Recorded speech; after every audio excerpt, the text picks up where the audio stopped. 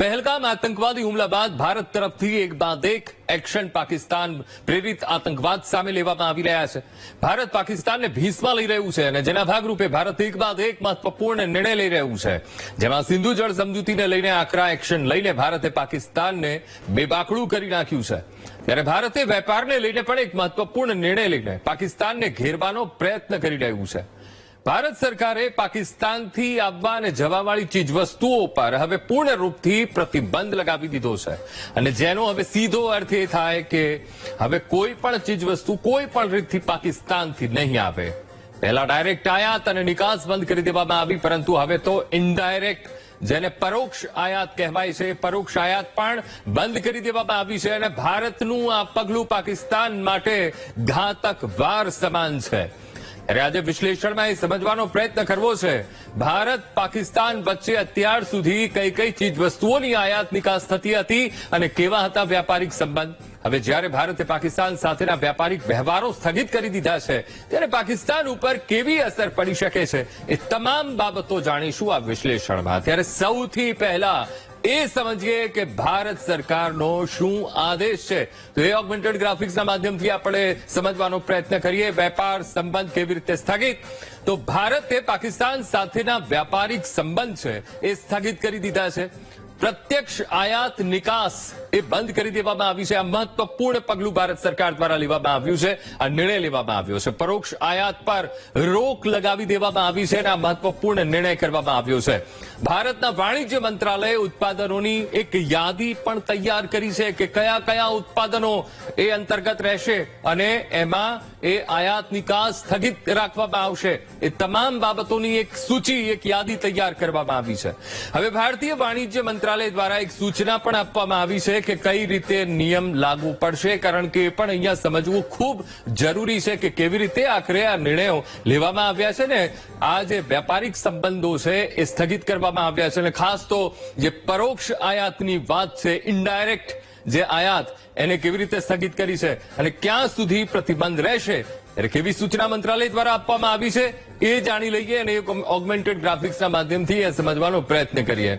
વાણિજ્ય મંત્રાલયની એક સૂચના અને આયાત પર પ્રત્યક્ષ અને પરોક્ષ આયાત પર પ્રતિબંધ અને વિદેશ વ્યાપાર નીતિ 2023માં એક નિયમ જોડવામાં આવ્યો છે અને આ નિયમ અંતર્ગત એક મહત્વપૂર્ણ નિર્ણય લેવામાં આવ્યો છે ને જેને લઈને જે પરોક્ષ જે આયાત છે એના પર પ્રતિબંધ લગાવી દેવામાં આવ્યો છે, સ્થગિત કરી દેવામાં આવી છે। આગામી આદેશ ન આવે ત્યાં સુધી આ આયાત નિકાસ પર પ્રતિબંધ રહેશે અને આ મહત્વપૂર્ણ નિર્ણય એ ભારત સરકાર દ્વારા લેવામાં આવ્યો છે। હવે ભારત સરકારનો આદેશ ત્યારે આવ્યો છે જ્યારે આતંકને પોષવા વાળું પાકિસ્તાને પડદાની પાછળ રહી પહેલગામમાં આતંકવાદી હુમલાને અંજામ આપ્યો। હવે સુરક્ષા એજન્સીઓની તપાસ જેમ જેમ આગળ વધી રહી છે તેમ તેમ પાકિસ્તાનની પરોક્ષ કે અપરોક્ષ સંડોવણીના પુરાવા પણ હાથ લાગી રહ્યા છે। હવે ભારત કૂટનીતિથી પાકિસ્તાનને નબળું પાડવાના પ્રયત્નના ભાગરૂપે એક બાદ એક મહત્વપૂર્ણ નિર્ણય ભારત લઈ રહ્યું છે। ત્યારે હવે આ જે નિર્ણય લેવામાં આવ્યો છે એમાં કેવી રીતે ભારત સરકાર આગળ વધવાની છે એ પણ ગ્રાફિક્સના માધ્યમથી અહીંયા સમજવાનો પ્રયત્ન કરીએ। ભારત સરકારની મંજૂરી જરૂરી, હવે આ નિર્ણય લઈ લીધો છે તો directorate general of foreign trade એટલે DGFT નું એક નોટિફિકેશન જાહેર કરવામાં આવ્યું છે અને જેના આધારે આ મહત્વપૂર્ણ નિર્ણય લેવામાં આવ્યો છે। રાષ્ટ્રીય સુરક્ષા અને જાહેર નીતિના હિતમાં આ મહત્વપૂર્ણ નિર્ણય લેવામાં આવ્યો છે, કારણ કે પ્રતિબંધના કોઈ પણ અપવાદ માટે ભારત સરકારની મંજૂરીની જરૂર પડશે અને એ પ્રકારે આ મહત્વપૂર્ણ નિર્ણય લેવામાં આવ્યો છે। સાથોસાથ જે ભારત સરકારની મંજૂરી જરૂરી છે અને પાકિસ્તાન સાથેની જે આયાત નિકાસ માટે સરકારની મંજૂરી અનિવાર્ય છે અને આ પ્રકારે એ નિર્ણય લેવામાં આવ્યો છે। હવે હાલમાં તો ભારત કૂટનીતિથી પાકિસ્તાનને ઘેરી રહ્યું છે, નબળું પાડી રહ્યું છે, ત્યારે વ્યાપારિક સંબંધો પર પ્રતિબંધ લગાવતા અન્ય કેટલાક મહત્વપૂર્ણ નિર્ણયો પણ લેવામાં આવી રહ્યા છે ભારત દ્વારા। એમાંનો એક જે ભારત કૂટનીતિક વાર કરી રહ્યું છે ત્યારે કેવો વાર છે એ સમજવાનો અહીંયા ગ્રાફિક્સના માધ્યમથી પ્રયત્ન કરીએ। હવે બંદર પર પાકિસ્તાની જહાજો પર પણ પ્રતિબંધ લગાવી દેવામાં આવ્યો છે। પાકિસ્તાન તરફથી કોઈ પણ જહાજ જો ભારતીય જળસીમામાં પ્રવેશ કરે છે તો એ પ્રવેશ નિષેધ રહેશે। મર્ચન્ટ શિપિંગ એક્ટ 1958ની કલમ 411 હેઠળ આ મહત્વપૂર્ણ નિર્ણય આજે લેવામાં આવ્યો છે અને સાથે જ કોઈ પણ ભારતીય શિપ પણ ત્યાં નહીં જઈ શકે આ પ્રકારનો નિર્ણય ભારત સરકારના શિપિંગ ડિરેક્ટોરેટ જનરલનું આ મહત્વની કાર્યવાહી અને એમાં કોઈ પણ પાકિસ્તાની જહાજ એ ભારતીય જળસીમામાં પ્રવેશ નહીં કરી શકે અને સ્થગિત કરી દેવામાં આવી છે અને પાકિસ્તાની ધ્વજવાળા જહાજોનો ભારતીય બંદર પર પ્રતિબંધ રહેશે. કોઈ પણ પાકિસ્તાની જહાજ એ ભારતના કોઈ પણ રાજ્યના બંદર પર એ નહીં આવી શકે આ પ્રકારનો મહત્વપૂર્ણ નિર્ણય અને સાથે જ ભારતીય જહાજો પણ પાકિસ્તાનના કોઈ પણ બંદરે નહીં જઈ શકે આ પ્રકારનો મહત્વપૂર્ણ નિર્ણય એ લેવામાં આવ્યો છે અને આજનો આ નિર્ણય એ ખૂબ મોટી અસર પાકિસ્તાન પર છોડી શકે છે. હવે રાષ્ટ્રીય હિત અને માળખાગત સુવિધાઓની સલામતી માટે આ મહત્વપૂર્ણ નિર્ણય લેવામાં આવ્યો છે. તો એક બાદ એક ભારત સરકાર એ ટેબલ પરના નિર્ણયો લઈ રહ્યું છે તે જેથી કરીને પાકિસ્તાન નબળું પડે. આગામી સૂચના સુધી આ નિર્ણય અમલમાં રહેશે. આદેશનો હેતુ એ વર્તમાન ભૂ રાજકીય પરિસ્થિતિ વચ્ચે દરિયાઈ સુરક્ષાને સઘન બનાવવાનો છે, તેને મજબૂત બનાવવાનો છે. હવે એ પણ અહીંયા જાણવું અહીંયા જરૂરી બની જાય છે કે ભારત પાકિસ્તાન કરતા આર્થિક રીતે કેટલું સશક્ત છે. તો એ તફાવત પણ આપણે અહીંયા સમજવો રહ્યો. આર્થિક રીતે સશક્ત ભારત, ગ્રાફિક્સના માધ્યમથી એ સમજવાનો પ્રયત્ન કરીએ કે ભારત કેટલું સશક્ત. હવે જીડીપીનો આકાર આપણે બંને દેશનું કહીએ તો ભારત 3.7 ટ્રિલિયન, આ બધું ડોલરમાં, કારણ કે આંતરરાષ્ટ્રીય વ્યવહારો એ બધા ડોલરમાં. હવે પાકિસ્તાનનો 340 બિલિયન ડોલરનો જ એ જીડીપી છે. એટલે વિચાર કરો, અહીંયા ભારત એ ટ્રિલિયનમાં એ જીડીપીનો આકાર છે ભારતનો અને આ તરફ પાકિસ્તાનની વાત કરીએ 340 બિલિયન જ ખાલી. ભારતની વાત કરીએ જીડીપીનો ગ્રોથ રેટ કેટલો છે તો લગભગ 6.5% ભારતમાં જીડીપી ગ્રોથ રેટ છે. સામે પાકિસ્તાનની વાત કરીએ તો પાકિસ્તાનની સ્થિતિ શું છે જીડીપી ગ્રોથ રેટમાં? તો માત્ર ને માત્ર પાકિસ્તાનની જીડીપીનો ગ્રોથ રેટ 2% છે. આ તરફ વિદેશી મુદ્રા ભંડારની વાત કરીએ તો ભારત 678 બિલિયન ડોલર વિદેશી મુદ્રા ભંડાર ભારત પાસે છે અને સામે આપણે પાકિસ્તાનની વાત કરીએ તો પાકિસ્તાન પાસે માત્ર ને માત્ર 8 બિલિયન ડોલર વિદેશી મુદ્રા ભંડાર છે. આ રીતસરનો આ તફાવત એ જ કહી રહ્યું છે કે ભારત કેટલું સશક્ત છે આર્થિક રીતે પાકિસ્તાનની સામે. આ તરફ મોંઘવારીની વાત કરીએ 2024ના વર્ષમાં હવે ભારતમાં 4%ની આસપાસ મોંઘવારીનો દર એ નોંધાયો છે. હવે પાકિસ્તાનમાં તો માજા મૂકી છે. પાકિસ્તાનમાં 23%થી પણ વધુ મોંઘવારીનો દર આ 2024ના વર્ષમાં રહ્યો છે. સતત પાયમાલ પાકિસ્તાન એ થઈ રહ્યું છે અને એક તરફ યુદ્ધની વાત પાકિસ્તાન કરી રહ્યું છે. હવે સવાલ એ થાય કયા મોઢે પાકિસ્તાન યુદ્ધની વાતો કરી રહ્યું છે? સૈન્ય બજેટની વાત કરીએ. હવે વિચાર કરો અહીંયા તફાવત કેટલો મોટો દેખાય છે. ભારત છે 78.7 બિલિયન ડોલર એ સૈન્ય બજેટ છે ભારતનું. સામે પાકિસ્તાનનું કેટલું છે કે અડધાનું અડધું 7.6 બિલિયન ડોલર એ સૈન્ય બજેટ પાકિસ્તાનનું છે અને એનો આ તફાવત ઘણું બધું કહી જાય છે.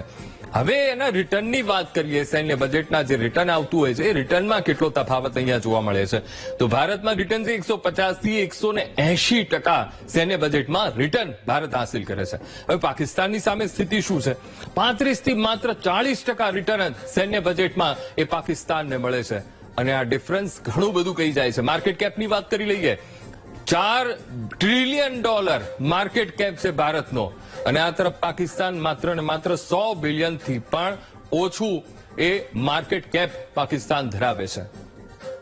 આ જેટલો પણ તફાવત છે એ બતાવી રહ્યું છે કે આર્થિક રીતે ભારત કેટલું સશક્ત છે. હવે એ જાણી લઈએ કે ભારત અને પાકિસ્તાન વચ્ચે કઈ કઈ ચીજ વસ્તુઓની આયાત નિકાસ થાય છે. કારણ કે જે આજે ભારતે મહત્વપૂર્ણ નિર્ણય લીધો છે કે જે પરોક્ષ આયાત પર પ્રતિબંધ લગાવી દેવામાં આવ્યો છે, ઇનડાયરેક્ટ આયાત હવે નહીં થાય, સ્થગિત કરી દીધી છે. ત્યારે હવે ભારત કઈ કઈ ચીજ વસ્તુઓ પાકિસ્તાનને નિકાસ કરે છે, આયાત થાય છે એ પણ આપણે ગ્રાફિક્સના માધ્યમથી સમજવાનો પ્રયત્ન કરીએ કે કઈ ચીજ વસ્તુઓની ભારત નિકાસ કરે છે. સૌથી મહત્વપૂર્ણ બાબત કપાસ, કેમિકલ, ફૂડ પ્રોડક્ટ્સ એ ભારત પાકિસ્તાનને આપે છે. અહીંથી એ નિકાસ થાય છે.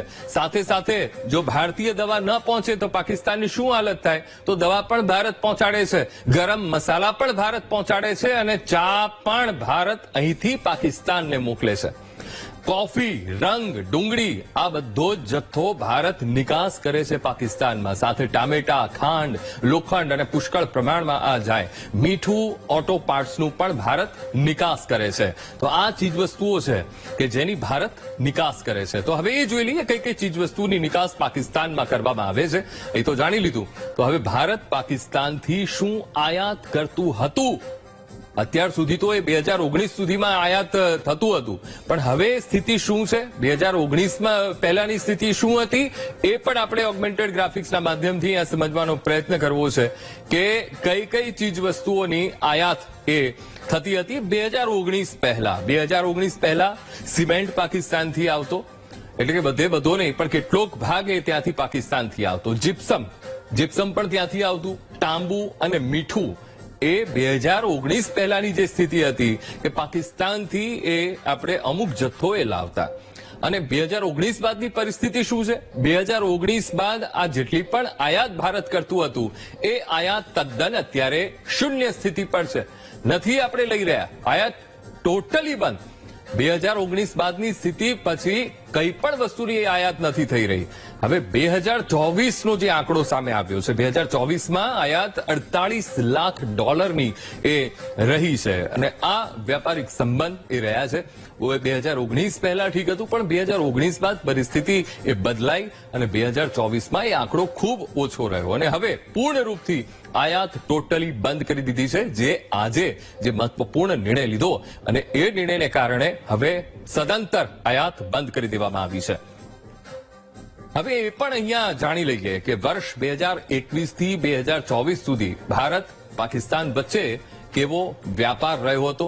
એ 5 વર્ષનું સર્વેયો પણ આપણે જોઈ લઈએ. ભારત પાકિસ્તાનના વેપારને અહીંયા સમજવાનો પ્રયત્ન કરીએ, ગ્રાફિક્સના માધ્યમથી સમજીએ.